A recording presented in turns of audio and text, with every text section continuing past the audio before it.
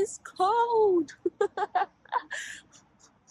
Hey friends, welcome and welcome back to my channel, and a very good morning to everyone watching this video from whatever part of the world that you are. Australia has just announced its plan to toughen immigration rules around student and workers visa for the year 2024. So in this video, we're going to be talking about what these plans are and how they affect you. So don't go anywhere. I'll be right back.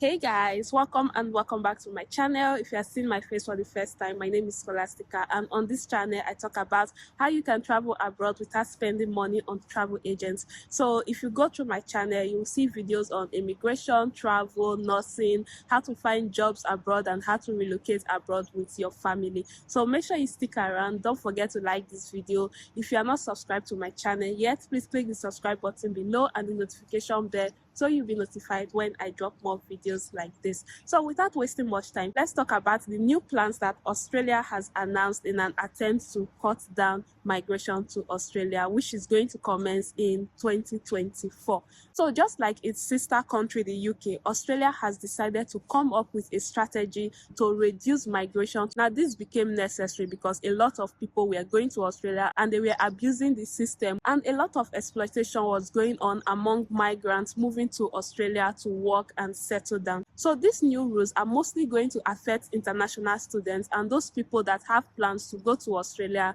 to find job and then settle down eventually. So let us first of all talk about how this plan is going to affect international students going to Australia, and then we're going to look at how it's going to affect those that are going on a work visa. So for international students, statistics showed that a lot of them that had graduated from Australian universities and were still in Australia, they were not living up to the standards that you would expect from someone that had just graduated from school. So there are people that did master's degree, and then you find them, instead of working in top companies, instead of getting jobs that fit their qualification, you see these people working as cleaners. So the expectations that international students had going to Australia were not really met, and so they had to put some things in order. So the first rule that they are looking at implementing is increasing the acceptable IELTS score from 5.5 to 6.0. English language skills is a key determinant of how successful an international student will be, both in their studies but also in their work.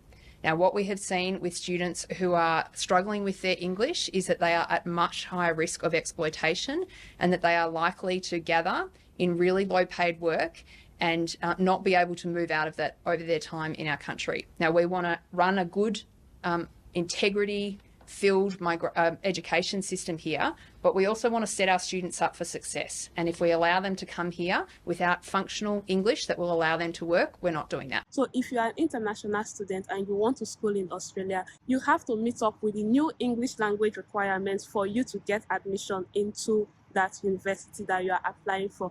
So apart from that, a new genuine student test will also be introduced, and the purpose of this test is to make sure that students that are going to Australia to school are actually applying for programs and are being accepted into a program that is going to be beneficial for them in their career. So for example, there are some people that just applies to Australian universities just to get a visa to travel to Australia, and they are not really interested in the program that they applied for. With this genuine student test, that is not going to be possible anymore, because now they have to make sure that this program that you are going for is really beneficial to you, and you cannot apply to programs that are below your current level of study. So for example, you are a master's student in Nigeria and you are looking for a program in Australia. You cannot apply for a BSc program that is lower than your current level of education. Again, let's use another example. Let's say you are a nurse, you already have your BSc and you want to move to Australia. You cannot apply for a care assistant program or any program that is below nursing. So this way, they are going to ensure that the people that are coming to Australia to school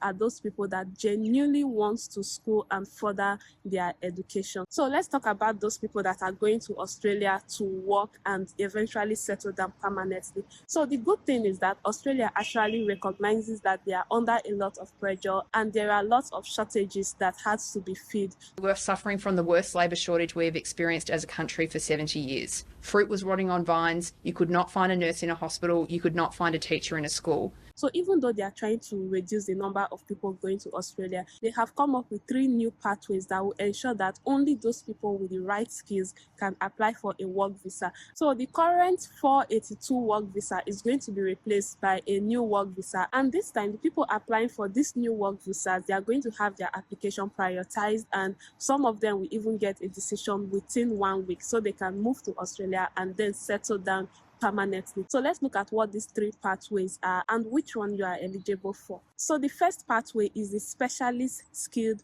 pathway, and this is for those that are in highly skilled occupations. So for example, maybe they need a neurosurgeon in Australia, and normally it will take years for an Australian citizen to go to school, qualify, and get to that level. So if there is someone overseas that qualifies for this job, then the person can apply for a job under this specialist skills pathway. So different occupations can apply for this visa except trade workers, drivers, machinery operators, and laborers. Now moving on, the second pathway is the core skilled pathway. So this is for people that don't really meet up with the first requirement for the specialist visa, but these people are in occupations that are in high demand. So they are going to have like a shortage occupation list, and if your occupation is among this list, then you can apply for this visa. So the list is not really available yet, but they are working towards it. So let's talk about the last pathway, which is the essential skills pathway. So this essential skills pathway is for lower paid workers with essential skills. So people that would like to travel to Australia and work as farm workers or something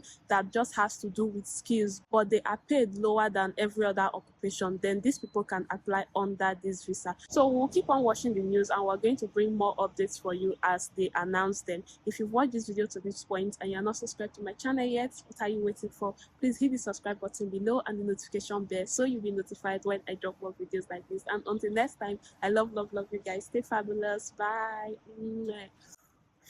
It's cold.